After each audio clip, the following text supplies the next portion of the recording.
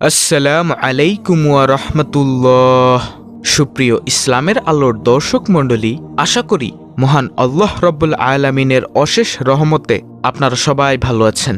প্রিয় দর্শক, আজকে আমি আপনাদেরকে জানাবো মাত্র 1 মিনিটে করা যায় এমন কিছু আমল যা নেকির পাল্লাতে অনেক ভারী হবে ইনশাআল্লাহ।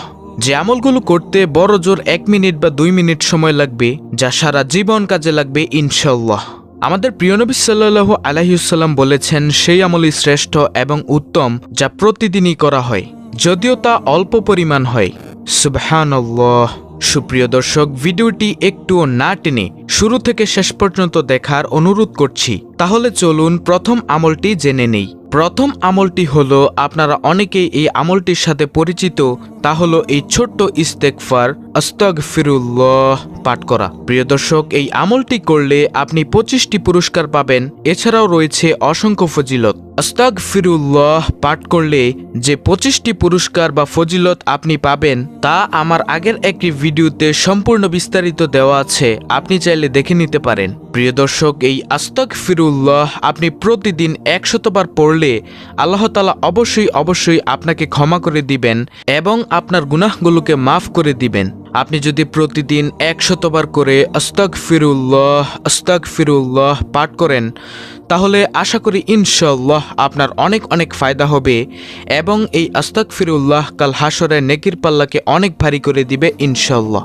দ্বিতীয় আমলটি হলো, এটিও আপনারা খুব সহজেই করতে পারেন এবং এই আমলটি আপনারা জানেন, তা হলো আল্লাহ রাব্বুল আলামিনের প্রতি এই 4টি জিকির করা, যেমন সুবহানাল্লাহ, আলহামদুলিল্লাহ, লা ইলাহা ইল্লাল্লাহ, আল্লাহু আকবার। প্রিয় দর্শক, প্রথম জিকির সুবহানাল্লাহ পড়লে, অর্থাৎ যে ব্যক্তি সুবহানাল্লাহ জিকির করে, তার প্রতি মহান আল্লাহ রাব্বুল আলামিন সন্তুষ্ট থাকেন। আমাদের প্রিয় নবী সাল্লাল্লাহু আলাইহি ওয়াসাল্লাম বলেন, 100 বার সুবহানাল্লাহ বললে তার জন্য 1000 নেকি লেখা হবে, অথবা তার 1000 পাপ মোচন করা হবে।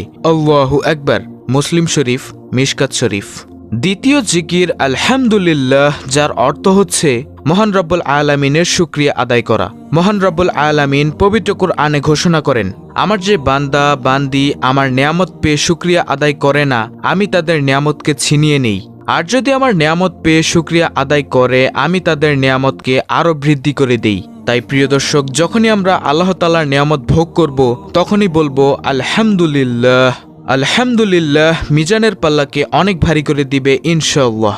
তৃতীয় জিকিরটি হচ্ছে লা ইলাহা ইল্লাল্লাহ।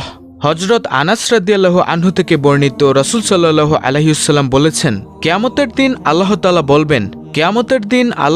বলবেন, হে মুহাম্মদ সাল্লাল্লাহু আলাইহি ওয়াসাল্লাম, সৃষ্টির মধ্য হতে আপনার উম্মতের মধ্যকার এমন ব্যক্তিকে জান্নাতে প্রবেশ করান, যে ব্যক্তি একদিন হলেও ইখলাসের সঙ্গে এ সাক্ষ্য দিয়েছে যে লা ইলাহা ইল্লাল্লাহ, অর্থাৎ আল্লাহ ছাড়া কোনো ইলাহ নেই, এবং সে এর উপর মৃত্যুবরণ করেছে, আপনি তাকে নিয়ে জান্নাতে প্রবেশ করুন।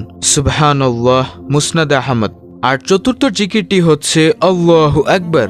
আল্লাহু আকবার মানে হলো আল্লাহ সবচেয়ে বড়। যে ব্যক্তি আল্লাহ তাআলাকে সবচেয়ে বড় মানে, তার দুনিয়াতেও কোনো টেনশন নেই, আখিরাতেও কোনো টেনশন নেই, মানে দুজাহানেই কোনো টেনশন নেই। মহান রব্বুল আলামিন মৃত্যুর পর তাকে জান্নাত দান করে তার প্রতিদান দিয়ে দিবেন। সুবহানাল্লাহ। প্রিয় দর্শক, এই হলো দ্বিতীয় আমল। এই 4টি জিকির আপনারা প্রতিদিন করবেন, অবসর সময়ে, কাজের ফাঁকে, রাস্তা দিয়ে চলার সময়। তাহলে এই জিকিরের ফজিলতে আপনার নেকির পাল্লা অনেক ভারী হবে ইনশাআল্লাহ। তৃতীয় আমলটি হলো ছোট ছোট সূরা পাঠ করা, যেমন সূরা ইখলাস, সূরা নাস, সূরা ফালাক, সূরা কাউসার, সূরা কাফিরুন ইত্যাদি, যে সূরাগুলো আপনারা নামাজের মধ্যে পাঠ করেন। এই সূরাগুলো পড়লেও কিন্তু আপনি অনেক নেকি অর্জন করতে পারবেন ইনশাআল্লাহ। আপনারা চাইলে খোঁজ নিয়ে দেখতে পারেন এই সূরাগুলোর ফজিলত কি। প্রিয় দর্শক, চতুর্থ আমলটি হলো লা হাওলা ওয়ালা কুওয়াতা ইল্লা বিল্লাহ। এই জিকিরটি হচ্ছে জান্নাতের গুপ্তধন সমূহের মধ্যে একটি গুপ্তধন। সুবহানাল্লাহ। যে ব্যক্তি লা হাওলা ওয়ালা কুওয়াতা ইল্লা বিল্লাহ এর জিকির করবে, মৃত্যুর পর সে এই গুপ্তধন পাবে, আর এই গুপ্তধন হচ্ছে জান্নাত। সুবহানাল্লাহ। সর্বশেষ ৫ম নম্বর আমলটি হচ্ছে, এই আমল বা দোয়াটির কথা আমি আপনাদেরকে প্রত্যেক ভিডিওতেই বলে থাকি, যা অত্যন্ত কল্যাণকর একটি আমল, তা হলো সুবহানাল্লাহি ওয়া বিহামদিহি সুবহানাল্লাহিল আজিম। প্রিয় নবী সাল্লাল্লাহু আলাইহি ওয়াসাল্লাম বলেছেন, দুনিয়া ও দুনিয়ার মধ্যখানে যা কিছু আছে তার থেকে শ্রেষ্ঠ দুটি বাক্য হলো এই দুটি বাক্য, অর্থাৎ সুবহানাল্লাহি ওয়া বিহামদিহি সুবহানাল্লাহিল আজিম। এটা চাইলে ১০০বার পড়া যায়। যে ব্যক্তি এই দোয়াটি একদিনে ১০০বার পাঠ করে তার সব গুনাহ মাফ করে দেওয়া হয়, যদিও তা সমুদ্রের ফেনা পরিমাণও হয়। প্রিয় দর্শক, ভিডিওতে বলা প্রত্যেকটি আমল আপনারা যে কোনো সময় পাঠ করতে পারেন। কাজের ফাঁকে, রাস্তা দিয়ে হাঁটার সময়, রিকশায় চলার সময়, অফিসের ফাঁকে, ক্লাসের ফাঁকে, অবসর সময় এই আমলগুলো আপনারা করতে পারেন, যার ফলে কাল হাসরের মাঠে নেকির পাল্লায় এই আমলগুলো অনেক ভারী হবে ইনশাআল্লাহ। আল্লাহ রাব্বুল আলামিন আমাদের সকলকে উপরোক্ত আমলগুলো সহিহ শুদ্ধভাবে করার